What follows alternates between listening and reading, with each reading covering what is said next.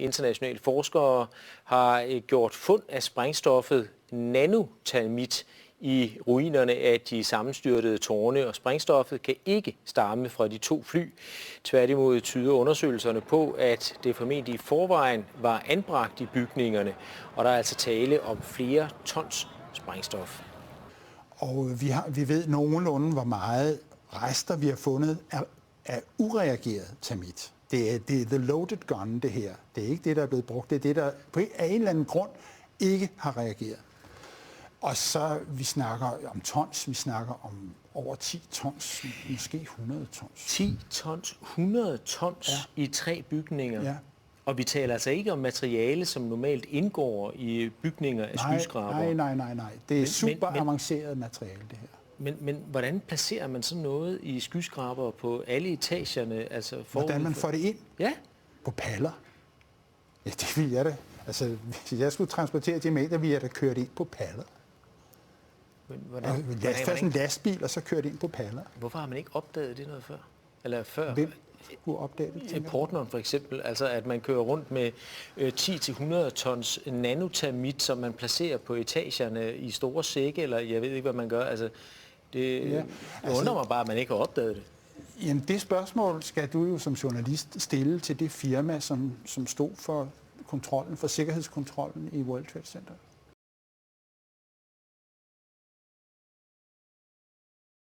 Men I er i hvert fald ikke i tvivl om, at materialet har været der? Ja, det er sådan videnskab. Du kan ikke rigtig snyde der, at vi har fundet det. Og det er ureageret termit. Men selve, der er ikke så stor nyhedsværdi i det her, som du måske tror. Fordi at de 3 skyskrabere blev revet ned, det er der 100.000 vis af mennesker over hele verden, der ved. Fordi det har været krystalklart længe af mange andre grunde, end jeg kommer med her. Det her, det er kun det sidste søm i kisten. Altså, fordi, som sagt, det er ikke the smoking gun, det her, det er the loaded gun. Og antallet af mennesker, som indser, at World Trade Center bliver revet ned, de vokser med tusindvis om dagen. Det er ikke noget, du bare sådan kan stoppe, så det skal nok komme. This is high school physics we're talking about. If they can't get the high school physics right, what confidence can we have in their multicolored, computer-animated, whiz-bang simulations that tell us the exact sequence of girder failures without any physical evidence for any of it? I'm a high school teacher. I teach my students better lab practice than this demonstrates here. In this video, I have measured the velocity profile and the instantaneous acceleration of the building with orders of magnitude better precision than NIST. And I did it with zero budget, a free software tool commonly used in high school physics classes, and a copy of a video downloaded from the internet. I know the guys at NIST are not incompetent.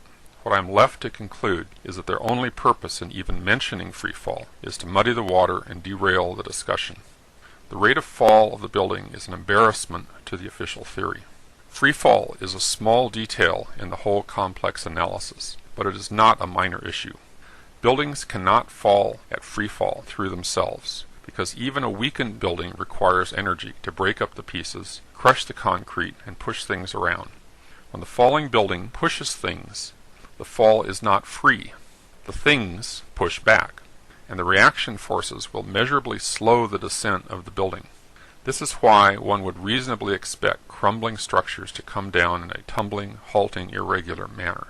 In short, the evidence is clear. We are witnessing not the collapse of a building, but its demolition. And we have received not a report from an independent scientific investigation, but a cover-up by a government agency. It's amazing. Amazing, incredible, pick your word. For the 3rd time today, it's reminiscent of those pictures we've all seen too much on television before when a building was deliberately destroyed by well-placed dynamite to knock it down. Dr. Pieczenik, I'm blown away right now. I'm blown away by what's going on in the House Intelligence Committee. I'm blown away by what's going on in the Judiciary Committees. I'm blown away by these Fusion GPS testimonies going public. For the first time ever, I have more confidence that the storm, we are honestly on the edge of the storm. I'm starting to feel the storm come, Steve. What are you seeing here? Well, I'm glad you feel the storm come, but quite frankly, the storm was over a year ago. What you're seeing now is basically the aftermath of a major storm that had occurred, with no one really understanding how Trump came in and how we and the intelligence community and others had helped to bring Trump to the forefront. The storm is over. Hillary is over. Mueller is over. The FBI is over. The CIA, certain elements are over. That's why Pompeo, who was number one at West Point, was put in. We have several military generals in charge. We have every congressional district. We have a military installation or project. Since 9/11, this has been the revolution that I have wanted, that many others have wanted, that those in the military and the intelligence community have wanted. So what you're seeing, with all due respect, Owen, is the aftermath of a major revolution that occurred because good people within the intelligence community and the military took responsibility for the republic, and the American public understood what had to happen. Whether the ideology is left or whether you're millennial, it's almost insignificant. If you're not willing to participate in the republic, in the democracy that we created, then you're not relevant. Had we had CNN legitimacy, had we had MSNBC, they're not relevant. They're finished. Zucker knows it.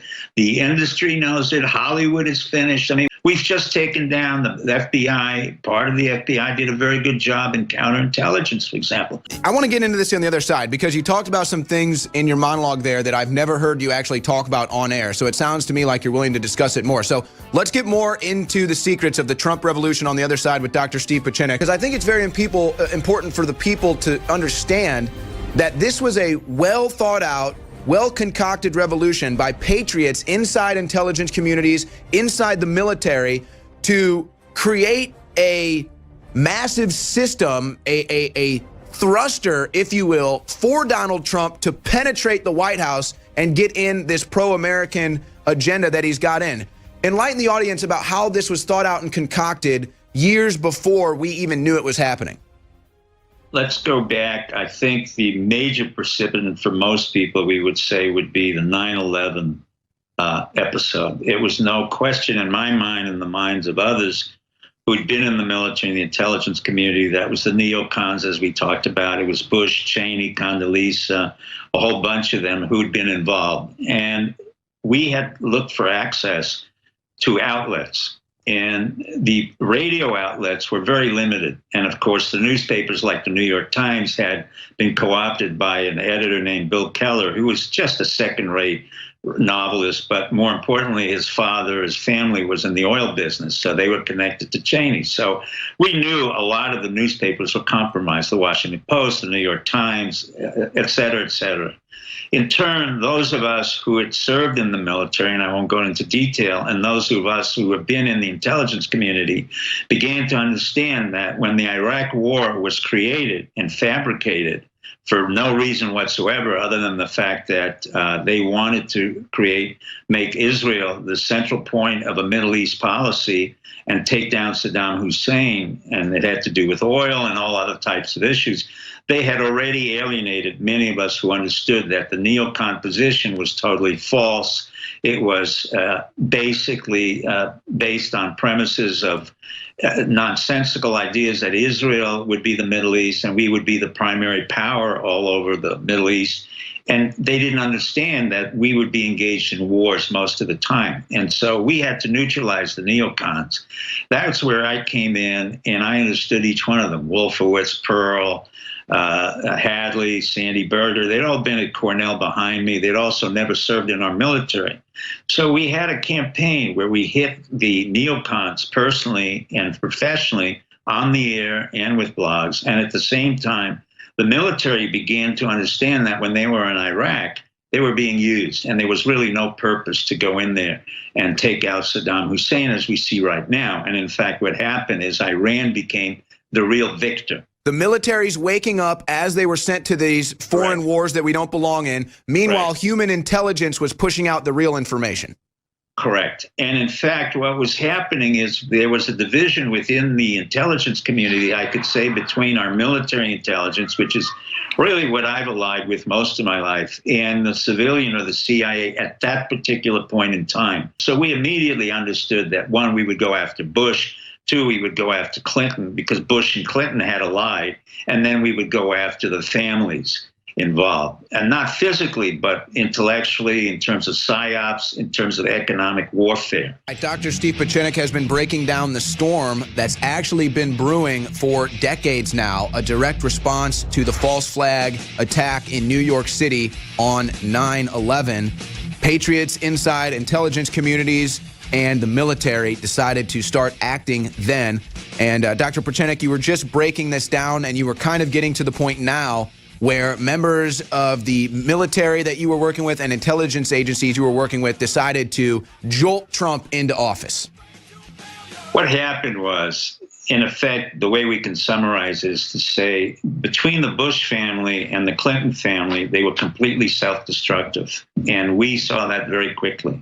They were really destroying the republic in the guise of trying to serve it. Bush Jr. had really destroyed this country and was one of the worst presidents we've ever had. Bush Sr. backed him up. And of course, Bill Clinton was a disaster. So we understood that this could not continue anymore. So the Patriots inside the intelligence communities and the military realized one more president like the status quo, like the deep state, it would destroy America. And you guys decided to take action. Well, I had taken action long before by revealing the identities of the people in the neocons who were involved in the stand down the false flag. For me, it was my mother's milk. That was easy for me to say, and it was easy for me to take on Rumsfeld, who basically reaffirmed it, that they were involved in a false flag, because the day after 9/11, he said, well, those people who disagree with what we did in the Republican Party should also accept the fact that the Democrats did the false flag in Pearl Harbor, basically admitting what the University of Chicago had written and what Wohlstetter and Paul Wolfowitz had written. So it was really kind of stupid. In reality, we understood all that. And basically, we picked Trump, or Trump came in, and he was the candidate we wanted to have.